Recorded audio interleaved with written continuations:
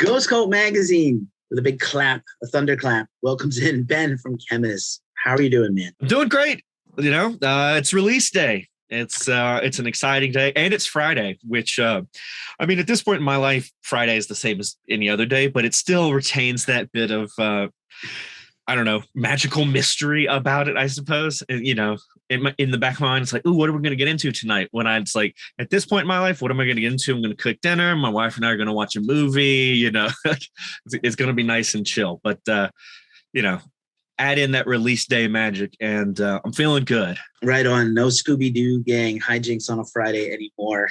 Except hopefully not. Yeah, I'm too old for that. I'd mess around and hurt my back. It was the old man in the barn.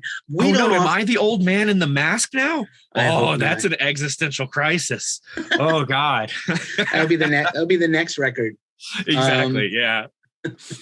We don't often get to talk to bands on release day. So first of all, congratulations. It has been a long time coming. Thank you so much. Such a prolific time for the band the last few years, really the whole career of the band. But, we often don't get to chat on release day. So I know it's a good feeling. And it should be a good feeling. Deceiver is out today, and it is fantastic. We gave it a glowing review here at Ghost Cult, which we'll link in the description along with all your stuff to buy this fantastic record. I think I pre-ordered it because I'm Mr. Swirly Vinyl guy now. Yes. And Swirly Vinyl guy, that's who I became. I never thought vinyl was going to make a comeback, but I'm so glad it did. Yeah. Lots of stuff to unpack, man. First of all, of course, it's been a tough time. I hope you're well, the family's well. We've all had losses. The whole industry has suffered losses, just not being able to go out and do what we do to make money or do what we love. So I hope everybody's in one piece as we get to release day here. And, it hasn't been too horrible for you. Yeah, I can't say that the last 2 years haven't been horrible, but I can say that where I am and where Zach and Phil are, where we are as a band, is healthier than, for me, than I've been at any point in my adult life. And, for us collectively, than we've been at any point really as a band.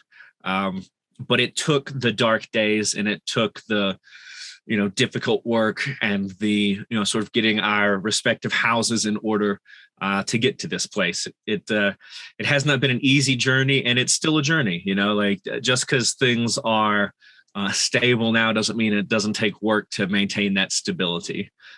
So there's certainly a sense of appreciation in the band, a sense of gratitude, which I think is intensified with it being release day, knowing what we went through, to create this album and to see this album, all the way through to today, and a sense of gratitude that, as much as the world is a raging dumpster fire, that, this moment for us, and it seems like for fans as well, is a brief respite from the ongoing suffering of existence. So good. Yeah, man. I write that down in stone. We're all, regardless of where you are in life or who you are, I think music brings us all together and heals.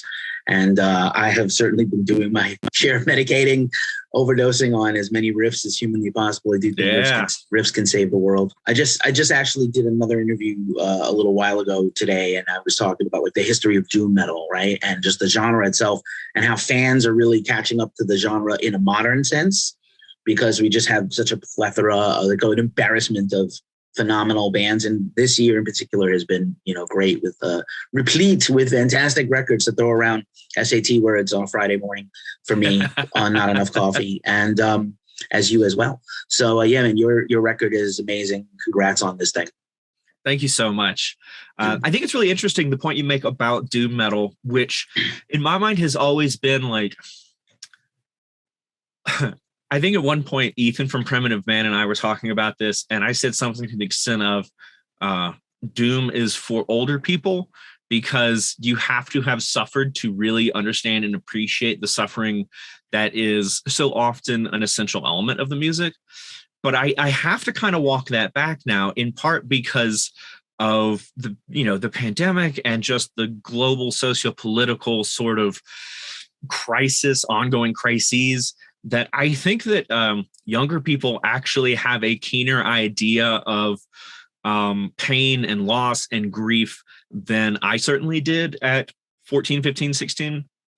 And we're seeing more and more young fans that, 5 years ago, I would have been a little bit wary. I'd been like, what's going on here? I don't know what is it that they're hearing here, because we're singing about this grown up ass, like the terror of life and losing all the things you love. But now I'm like, oh no, they just got it earlier. They they may be in high school, but they're getting that real world education forced on them in a way that I think opens up the more emotionally laden kinds of heavy metal in a way that, again, not to like overemphasize like my own experiences and generalize that too broadly, but when I was 19, 20 years old, I didn't want to hear heavy lyrical messages about suffering or about loss or about addiction. I wanted riffs, and I wanted brutality. And so I have an immense amount of appreciation for and also empathy for folks, especially younger folks, that find that this music resonates with them. But I certainly hope that alongside that our music and the music of any other sort of doom or doom adjacent band is offering some solace, offering some glimpse of serenity. I mean, I absolutely agree with your sentiment that music has, and art, more broadly, has this ability to unite and to heal and to also give us a necessary mirror. Lets us see just how far we've fallen, but it also gives us something to aspire towards. And I think that has always been a necessary part of a healthy society. And I think that right now it is needed certainly more than at any other point that I can remember, and perhaps more than in recent world history. Like we need that medicine for our souls. Right on. Very well said. It's been a time, and I like to think that doom metal is the least gatekeeper-y of all the metal subgenres. We have many issues with the isms in metal, and gatekeeperingism or whatever is a thing as well. Not as severe as some of the other horrible things, but like I do feel like doom metal people, at least in my experience, when we all get together, it's a big family, and it's not like your taste sucks, and it's hopefully not like that. Hopefully. Yeah, I think you're right about that. I don't know exactly what it is. I mean, I think a lot of it does have to do with this space that's made in this kind of music for emotional and spiritual exploration. I mean, I've made this joke before, but if you take the lyrics of a band like Yob and you introduce them into a band like Cannibal Corpse, Cannibal Corpse's fans would be upset. They wouldn't know how to reconcile Corpse Grinder asking, will there ever be a time when this is enough? They would be like, where's the song about snapping the neck? And that's not to denigrate Cannibal Corpse. I love Cannibal Corpse, but I think that with that space for being more emotive in asking these sort of personal questions in a broader kind of sense, that this music inherently opens itself up to a wider array of people. And it's not to say that there aren't shitheads that listen to this music and want to keep marginalized people out. I think that's an issue that we deal with in every dimension of our lives. But I do think that the music itself, the genre form itself, is much more conducive to creating the spaces that I think metal has always promised it could create. The whole idea of metal is, normative society is not for me. I don't want to wear a suit and tie. I don't subscribe to these, ideals. Where can I belong? Well, you can belong here in metal. And of course, the contradiction has always been that there's like, in parentheses, but really only if you are a straight white man. And it's like the fact that metal could be so much more and historically has not been, has long been a source of frustration for me. It has been something that I care about and talk about and write about and think about a lot. And so I really like that aspect of this kind of music. And I certainly hope that, what we do in Khemmis provides that space for people of all, walks of life. We don't care about the color of your skin, what religion you do or do not adhere to, who you do or do not want to have consensual relations with. Like, if you are a good person, you're trying to do that work and you're just trying to live day to day, then we welcome you with open arms. And I think that's a sentiment that's shared, in this style of music, especially among the bands that we are both inspired by and that we consider to be, friends and colleagues, bands like, Yob and Paul Bearer, that this is about something bigger than individual ego and bigger than the classifications sort of placed on us by those in political and economic power. Right on. That's extremely prescient and timely. For lack of a long comeback to that, I agree with everything you said there, and I'm right on board. That's we don't ever shy away from our collective consciousness or politics at Ghost Cult, and I really don't care. People that you can unfollow and unlook at our site and uncare if you don't agree with us, exactly. And I'm fine with that too. And I'm not saying that I'm so polarizing that I only, I have many friends from many walks of life who contradict me in my personal beliefs, and you have to be able to have a discourse. I think we're losing that. I don't want to veer off into that right this second, maybe for the next interview.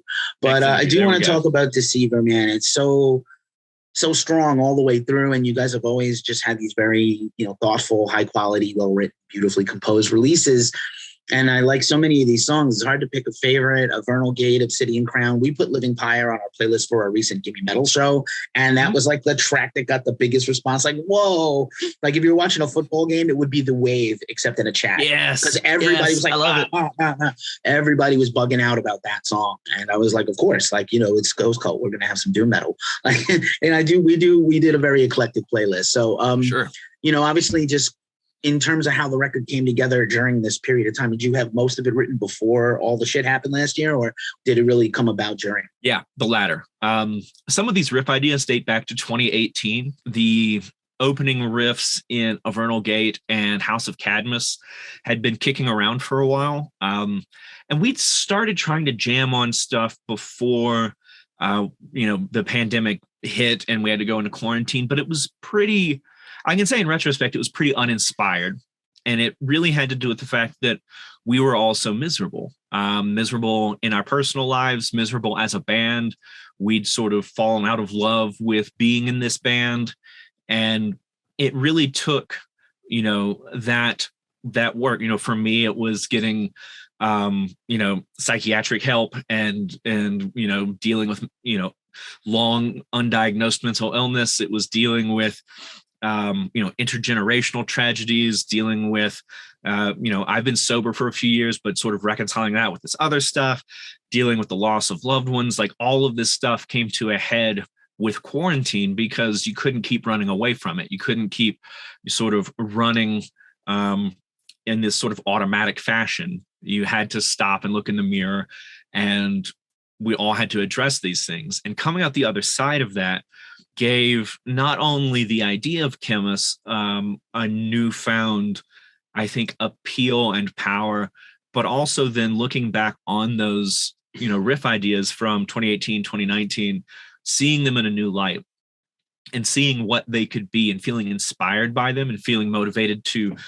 tweak ideas contained therein was just, it was both a joy to feel like that again, but also was the byproduct of this very necessary period of reflection and, not only individually, but collectively as a band coming together and saying, why is this feeling like this and what do we need to change? And for a while, it looked like we were going to call it quits. And it was really only when Phil and Zach and I sat down, and it's kind of funny in retrospect.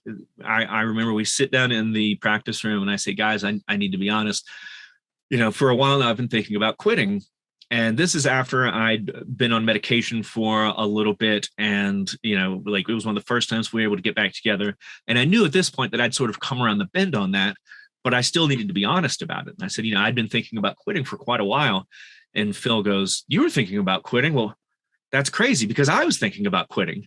And then Zach from behind the drums goes, y'all are not going to believe this, but I was also thinking about quitting. And we all have this big laugh. But it really opened up this communication that had over the course of time just sort of gotten shut off between us. We saw each other as business partners and bandmates instead of as brothers first and foremost. And rediscovering that and rediscovering how to be friends and how to just love one another and love being around one another, infused the music with that sense again of gratitude, of recognizing where we were and that none of it had been promised. Like, there was no guarantee this album was going to happen. And it also allowed us to mine the sorrow and tragedy of our lives in a healthier way without trying to like reinflict it. There's this romantic notion of suffering in art, that artists need to hurt to make good art. And so we wind up with, millions of artists who seem to push themselves towards addiction and self-harm in one way or another, under the misguided belief, I think it's misguided at least, that will fuel their creativity. And the reality is suffering is everywhere. Like, you don't have to dig deep. Everyone has lost. Everyone continues to lose. It's the one thing we're guaranteed in life. So why make more of it for yourself? I mean, isn't that contrived? And if it's contrived, isn't that the antithesis of what we're supposed to be doing as artists? Aren't we supposed to be exploring the truth of existence and not trying to manufacture it? And that may sound simple, and it may sound profound, it may not to people, but that revelation for all of us was so important to then be able to go back and write these songs and explore these things in the lyrics in a way that felt healthy and cathartic, and not like we were re-inflicting these traumas on ourselves. A way to sort of come to terms with whatever it is that we're addressing, and hopefully make some kind of lasting peace with it. Nice. Thank you for your candor. First of all, just talking about your personal issues as well as the band stuff. That's not something we take very lightly here. And we don't do big rumor mill, scandalous shit here at Ghost Cult. It's not kind of what we do, but like, I appreciate you sharing. And it is important for us to put that, especially mental health stuff, out front. I've made no secret of my issues and everybody else on the team. So yeah, man, it's life goes on. Life happens in the meantime. I like the tortured artist thing, just to riff on that for a second. But I think more importantly is in between releases, in between tours, in between big milestone things in the creative arc of a band, you have to live. Exactly. You have to live your life. You have to things happen to you. You happen to the world also. Your music is going to help and shape people also, and it's going to come back on you at a show or at a handshake when you sign a record for somebody or give them a koozie or vinyl. So like, it's a cassette. So like, we're all in this together kind of thing. And I think that's the thing, like, bands just don't exist to put out product. We're living, artists are creative, and they're also alive in the world in real time. It's not like, oh, you go into cryo sleep in between these records, exactly. And then I come out and I riff hard and I write a record and I put it out for you. Like, you guys are. That does sound appealing, though. If someone wants to perfect that technology, I'd happy to give it a shot, because I love taking a good nap. So if I could hop in the freezer and sleep for a good 2 years, pop out with a brain full of song ideas, I'd be willing to give that one a shot. Naps are life. And imagine what your dreams would be like in a 2-year REM. Oh man. Mega dumb. Come out with some like either like Pink Floyd level, like really cerebral stuff, or just like the most caveman death metal riffs imaginable, or both. Who knows? Word. I'm here for all of it, my friend. Just as we wrap this up on a little bit of a time constraint today, I did want to shout out the record cover. It's one of my favorite pieces of art this year and in your whole career. And I think my initial reaction was like, toss a coin to your Witcher with the Khemmis album cover, but it is pretty dope. And I would just wanted to get some thoughts from you on it. Yeah. I mean, so the two things that people have asked is, is it Geralt, I don't know, of Rivia, and is it Elric? And I'd watched the Witcher TV show. I hadn't played the games, but I was familiar with that. And no, it's not. I didn't even know what Elric was. I had to look that up, and I was like, oh, well, sorry, I'm not super familiar with mid-20th century fantasy, everybody. But actually, despite the physical similarities between other characters in fantasy, this still takes place in the world of the first 3 album covers. Now, does it take place in a chronological, like moving forward sense? Maybe not. Maybe we're playing around with time a little bit.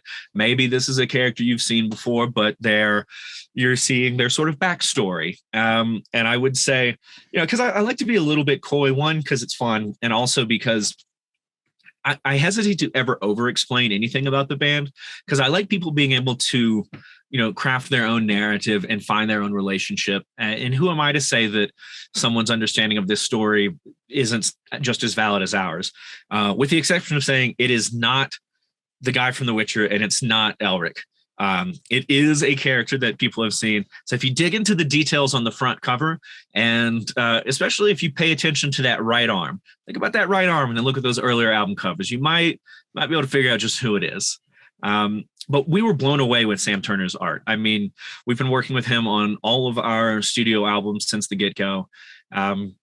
Sam has a really just unique style. He doesn't look like anyone else when he draws and paints. And, we knew we wanted to do something that was both darker in terms of the actual color palette that we used, but also that was darker in so much as it more closely reflected what it is we were talking about on the album. There's always been a connection between the album cover narrative and what we're dealing with on a record. And of course, none of our songs are fantastical in the least bit. Sometimes people wonder, like, oh, is this about fighting a dragon? Only if the dragon is depression. Perfect. But with this one, we were asking these questions of ourselves about, what is the role of the past in our present and in our future? And are we destined or condemned to be simply the byproduct of our parents and our grandparents, both in a genetic sense, like to what extent does gene environment interaction determine who we are in a very rigid sense? Do we have agency within that? But also, in terms of just the sort of social history of where we come from, both with our families, but also like where we're from. Being from, in my case, the Deep South, like that's part of who I am in ways that I am extremely proud of, but in a lot of ways that are very difficult and shameful to confront. As I would hope anyone from the South would deal with this sort of complexity.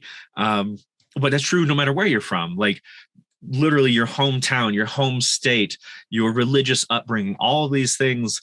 Like at what point are you, if any, are you condemned to be just this person?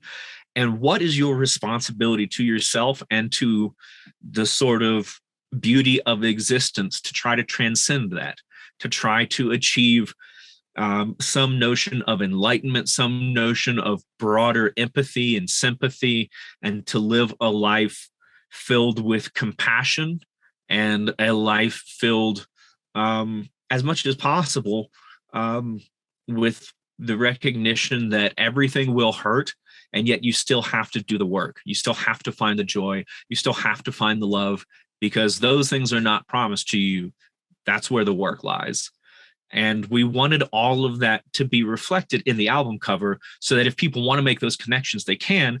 But also, if they want to look at it and say, that's some sick art, I really like how he's fighting a bunch of demons. If they want to listen to the album and say, these riffs are slamming, like that's beautiful too. I'm never going to say you can only understand art on one level. How it speaks to people is how it speaks to people. I think that with this release across the board, we wanted it to be more, I'll say tightly woven in terms of the relationship between the different elements, and that we wanted to make sure that it felt like it still retained that timeless quality that hopefully good album covers have, that you don't look at it and say, oh, well, that's obviously about Reagan, so this album came out and, like people have asked, is this album about the pandemic? And it's not.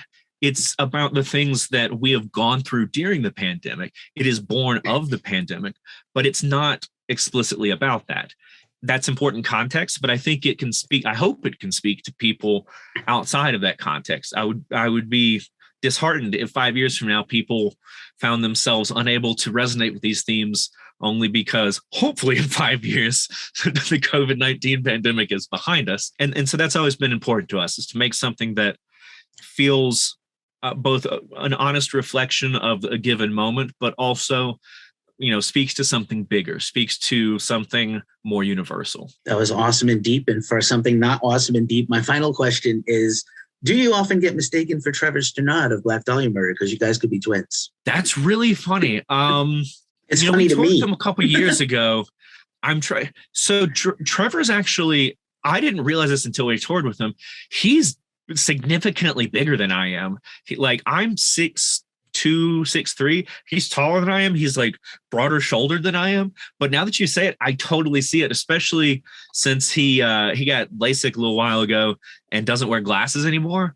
Next time we do some shows together, we'll have to get some pictures and be like, who's who? I'll put on a fucking crop top and some swim trunks, and he can wear all black, and we'll see if people can tell the difference. Sharpie a pentagram into your hand and just fool people and see if you can spend it. Because facially, you guys look like you need to both ask your parents some hard questions.